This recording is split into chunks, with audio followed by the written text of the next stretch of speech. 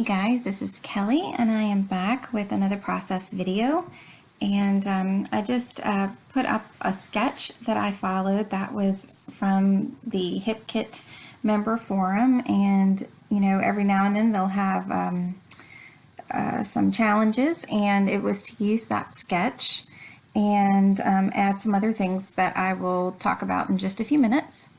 So what I'm doing is I have stuff in my stash that I haven't really even touched, and I pulled out this paper pack that I had from Cartabella, and I think it's called Summer Loving, and I really hadn't used it, and I am going to really try to make a conscious effort to not only use my kits but things in my stash. So this sunglass paper was one of the ones that I really wanted to use. I had this photo of my daughter. You know what teenagers do, they take a bunch of selfies, and I thought it was really cute. So I had already cut the paper because I knew it was going to take me a few minutes of thinking to figure out exactly how the cuts were going to need to be and where I wanted them. So that was really the only thing I had done before I started filming.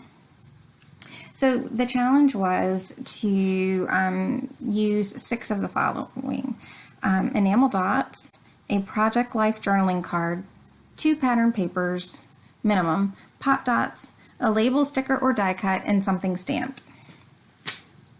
So I just kind of pulled out, some of the things that I thought might work and just went to see how the layout would progress. So I kept the picture black and white because it just had that mood to the picture, and it just, some pictures are just meant to be black and white, and I really liked the way this one came out. And I liked the washi tape. It is a film strip, and I thought this would be perfect addition to adding to a page about a selfie. Those letters that I just put out are from Jelly Bean Soup, and I love those letters, and I have found that if I keep the back and just mark off the letters as I use them, it's much easier to try to figure out if I can make a word or not. And I know somebody else had shared that tip before, so if you haven't heard that and you like those letters, it just makes it so much easier.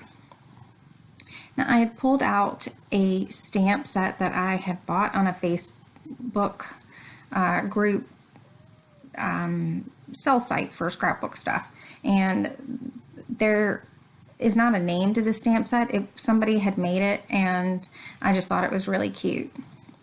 So you see that I tested the stamp before I stamped it, but when I stamped it on the Cartabella paper, it didn't all come through, and that's just because of the texture of Cartabella paper. So I decided I was going to try to fix it with a black pen, and I just didn't like it. I was going for a very clean, crisp stamped image because I felt like this paper, the design led to more of a crisp look. I didn't want anything that was kind of like a grungy or imperfect look. And a lot of times, with stamping, I'll just go with it. But for this one, I said, this wasn't really what I wanted. So I will end up pulling out a label sticker, which is one of the things actually in the challenge. So what I am fussing with is I wanted to have the hashtag as close to the word as possible, and I decided to pull the hashtag off and stamp them separately so that I could make it look as real, like it does on Instagram or, in text or whatever. So I went through my stash and I pulled out these basic gray labels that I had, and I've had these forever, it seems like, but that one was just too thin. So I end up going in my stash, and I have a bunch of labels that I had bought and printed off from Studio Calico when I was a member there, and just pulled out some of the different blues and picked one that just had the same tones as the background paper behind the picture and the letter stickers, or the letters. So I did go ahead and stamp that again on the label, and it looked so much better, and it definitely had the look that I was going for when I had this layout in mind. So these little doilies I got from Paper Issues, and I love that they had a sampler pack of all the colors. You know, for me, a sampler pack is perfect because, you know, there's some colors that I might want to try and, you know, have a really brighter pop of color, but I don't want 50 of that color. Like a bright yellow, I would like a couple, but I'm not going to ever use 50 of them. So this was perfect, and I wish they did that with bigger doilies as well. So I decided to go ahead and start committing stuff. I liked the black doily as opposed to the red, just to bring that black around the page, and I felt like the red sunglasses popped off better with the black underneath as well.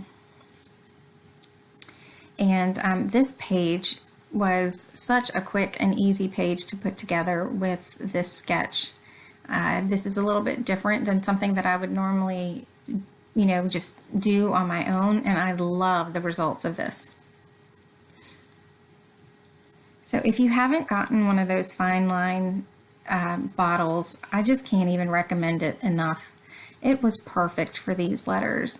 And you can see that I'm just putting on a little bit of glue, and there's no seepage from out underneath the letters, and you know, they stick well. And I even went afterwards just to test them and, you know, just to see, and they were like stuck good. And I just can't say enough good things about the control that that bottle gives you. So one of the last things on the list was to add enamel dots, and so I just went through my stash and pulled out some red, black, and some turquoise or teal that matched, and that was pretty much it.